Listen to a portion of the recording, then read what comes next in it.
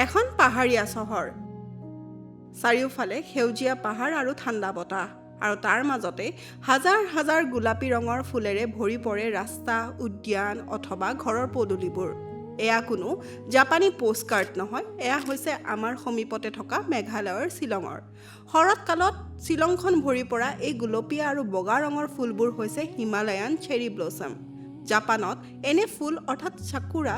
সাধাৰণতে বসন্তত ফুলে কিন্তু মেঘালয়ত হিমালয়ান চেৰী ব্লছম শৰতৰ শেষ ভাগত অৰ্থাৎ নৱেম্বৰত ফুলে এই ফুলক লৈ শ্বিলঙত অনুষ্ঠিত হয় শ্বিলং চেৰী ব্লছম ফেষ্টিভেল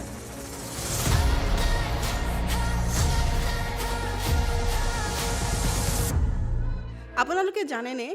এই উৎসৱ আৰম্ভ হৈছিল যোৱা 2016 চনৰ পৰা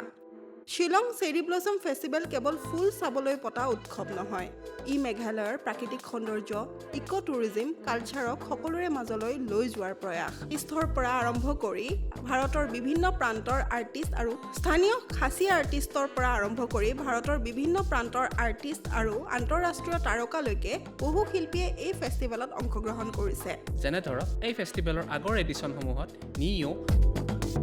ৰনেন কেটিং একন ক্লিন বেণ্ডিট বনি এম আৰ্ট ৰিহেব জেছন ড্ৰিলো ত্যাগা আৰু দীপ্লৰ দৰে ইণ্টাৰনেশ্যনেল আৰ্টিষ্টে পাৰফৰ্ম কৰিছে ইয়াত গতিকে আপুনি কি ডিচাইড কৰিছে মনবোৰ গুলপীয়া কৰিবলৈ যাবনে আপুনি শ্বিলং চিত্ৰবন